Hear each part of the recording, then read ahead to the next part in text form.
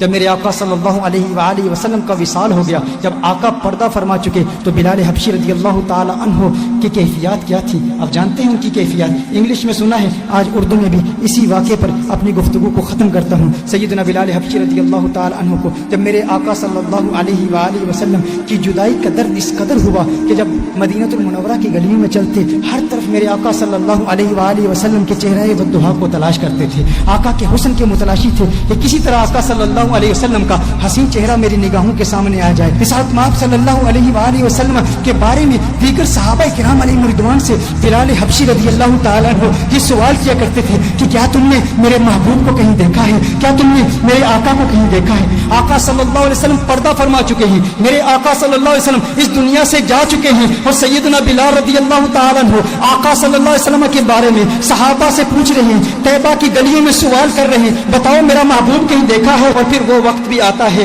جب بلال حبشی رضی اللہ تعالیٰ عنہ مدینہ المنورہ کو چھوڑ کر ملک شام کے شہر حلب میں تشریف لے جاتے ہیں، کیونکہ طیبہ میں آقا کی یاد آتی ہے، طیبہ کی گلیاں آقا کی یاد دلاتی ہے بلال حبشی رضی اللہ تعالیٰ عنہ کو۔ بلال حبشی ملک شام کے شہر حلب میں چلے جاتے ہیں، 1 سال حلب میں گزارتے ہیں، اور پھر ایک وقت ایسا آتا ہے قسمت انگڑائی لیتی ہے، مدینے والے کا دیدار کرتے ہیں، آقا خواب میں تشریف لاتے ہیں، خواب میں آ کے آقا بلال حبشی سے فرماتے ہیں، ہے میرے بلال میرے شہر کو کیوں چھوڑ دیا؟ ہے میرے بلال میری یاد نہیں آتی، مجھ سے ملنے کا جی نہیں کرتا، کیا تم مجھ سے ملنا نہیں چاہتا؟ بلال حبشی رضی اللہ تعالیٰ عنہ رات کے وقت آنکھ کھلتی ہے، بے چین ہو جاتے ہیں، فوراً بلال حبشی اٹھتے ہیں، اونٹی پر سوار ہو کے مدینہ المنورہ پہنچ جاتے ہیں، مدینہ المنورہ کے در دیوار کو دیکھتے ہیں، آقا کو تلاش کر رہی ہے بلال حبشی کی آنکھیں کہ آقا کہاں ہیں؟ خواب میں آ کے آقا نے بلایا تھا، پھر حجروں میں چلے جاتے ہیں، آقا کو تلاش کرتے ہیں، آقا نظر نہیں آ رہے، پھر بلال حبشی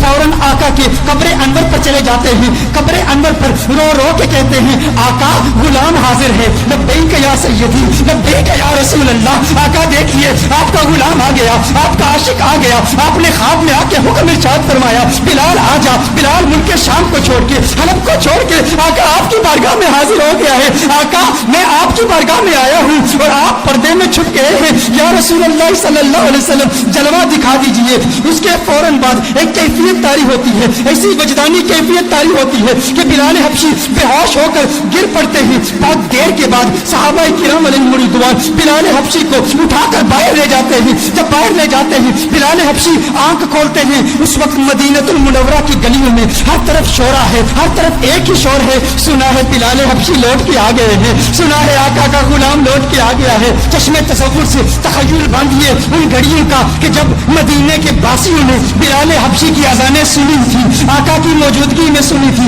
ہر طرف ایک ہی چرچا ہے بلال حبشی آ گئے ہیں۔ اب لوگ چاہتے ہیں بلال حبشی کی زیارت کریں کہ آقا کے جانے کے بعد، آقا کے پردہ فرمانے کے بعد، آقا کی جدائی کے بعد بلال حبشی کو کسی نے دیکھا نہیں تھا، 1 سال کے بعد بلال حبشی واپس آئے، اب ہر شخص آتا ہے مسجد نبوی شریف میں بلال حبشی کا دیدار کرتا ہے، اور پھر صحابہ عرض کرتے ہیں، ہے بلال ذرا اپنی آواز تو سنا دیں۔ میرے بھائیوں، جب انسان کو کسی سے پیار ہوتا ہے، جب انسان کو کسی سے محبت ہوتی ہے، اگر وہ محبوب دنیا سے چلا جائے تو اس کے محبوب کے بستوں پر بھی پیار آتا ہے۔ میں اپنا بتاؤں، میری دادی کا انتقال ہو گیا ہے، میری دادی سے مجھے بہت پیار تھا، بہت محبت ہے، آج بھی گھر میں اگر دادی کی عمر کی بوڑھی عورتیں گھر میں آئیں، وہ جو دادی کے ساتھ باتیں کیا کرتی تھی، جو دادی کے ساتھ گفتگو کیا کرتی تھی، آج بھی اگر ہم ان عورتوں کی آوازیں سنیں، میں کمرے سے گزرتا ہوں تو رک جاتا ہوں، وہ آوازیں مجھے اچھی لگتی ہیں، کیونکہ وہ آوازیں مجھے میری دادی کی یاد دلاتی ہیں۔ یہ وہی عورتیں ہیں جو دادی سے کلام کیا کرتی تھی، دادی جن قبروں سے گزرتی تھی ان قبروں کو دیکھتا ہوں تو دادی کی یاد آتی ہے۔ اسی طرح جس سے انسان کو محبت ہوتی ہے تو محبوب کے دوستوں سے بھی پیار ہوتا ہے، ان کی آوازوں سے بھی پیار ہوتا ہے، وہ لمحے یاد آتے ہیں، وہ گھڑیاں یاد آتی ہیں، وہ ساتیں یاد آتی ہیں۔ صحابہ بلال حبشی کے پاس آئے، بلال حبشی سے کہتے ہیں، اے بلال حبشی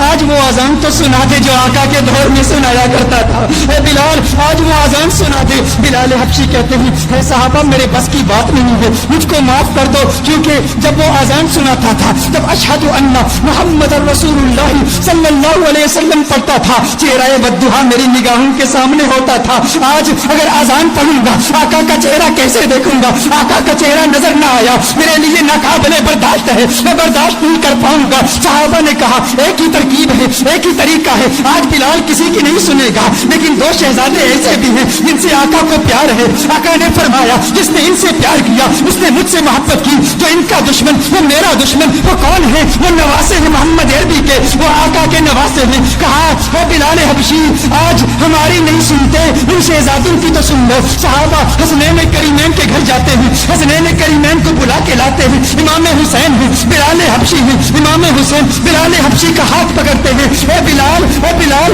دیکھ آقا کا نواسا آیا ہے، اے بلال ایک مرتبہ وہ اذان سنا دے، مجھے میرے نانا کی یاد ستا رہی ہے۔ بلال حبشی امام حسین کو اٹھا کے اپنی گود میں رکھ لیتے ہیں اور کہتے ہیں ہے میرے آقا کے شہزادوں، میں تمہاری بات کیسے ٹال سکتا ہوں، تمہاری بات کیسے رد کر سکتا ہوں، میں سناؤں گا اذان، بتاؤ کہاں سناؤں؟ امام حسین بلال حبشی کے ہاتھ کو پکڑ کے فوراً مسجد میں لے جاتے ہیں، کہا اس مسجد کی چھت پہ کھڑے ہو کے اذان سناؤ۔ اب بلال حبشی اذان پڑھتے ہیں، طیبہ کی گلیوں میں بلال حبشی کی وہ آواز گونجتی ہے، اللہ اکبر اللہ اکبر اللہ اکبر اللہ اکبر، اشہد ان لا الہ الا اللہ اشہد ان لا الہ الا اللہ۔ مدینہ المنورہ کے بازاروں میں بلال حبشی کی آواز جب گونجتی ہے تو طیبہ کے مکین بچے بزرگ نوجوان مرد عورتیں سب کمروں سے باہر نکل آتے ہیں۔ یہ آواز ہمارے لیے آقا کی یاد تازہ کر رہی ہے۔ دیکھتے ہیں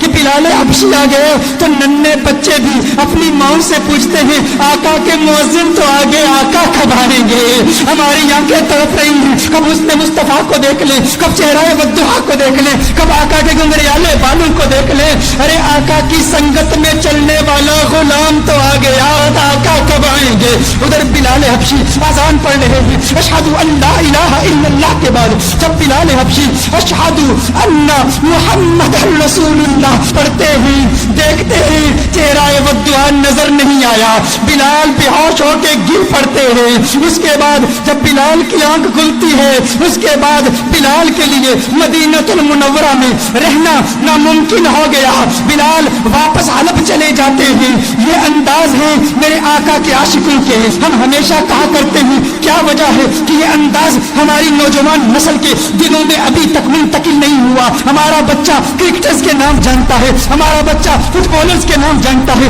ہمارا بچہ باکسرز کے نام جانتا ہے، ہمارا بچہ ریسلرز کے نام جانتا ہے، ہمارا بچہ دنیا کی سیلیبریٹیز کے نام جانتا ہے، ہمارا بچہ کارٹون کے کیریکٹرز کے نام جانتا ہے، ہمارا بچہ بالی ووڈ سٹارز کے نام جانتا ہے، لیکن ہمارا بچہ آقا کی نگاہوں کے اسٹار بلال حبشی کا نام کیوں نہیں جانتا؟ یہ ہم پر فرض ہے، اگر عشق مصطفیٰ کی محفل سجائی ہے تو آج ارادہ کر لیں ہر روز رات سونے سے پہلے ہم بلال حبشی کے واقعات اپنے بچوں کو سنائیں گے، ہم حضرت ابو بکر کی قربانیاں اپنے بچوں کو سنائیں گے، مولا علی کی شجاعت کے واقعات اپنے بچوں کو سنائیں گے اور انہیں بتائیں گے کہ اس دنیا میں اگر عزت کے ساتھ رہنا ہے تو آقا کا عشق اپنے دل میں سنبھال لو کہ یہ وہ عشق ہے جو انسان کے دل میں اگر سما جائے تو انسان اس دنیا میں بھی کامیاب ہے اور اس دنیا میں بھی کامیاب ہے۔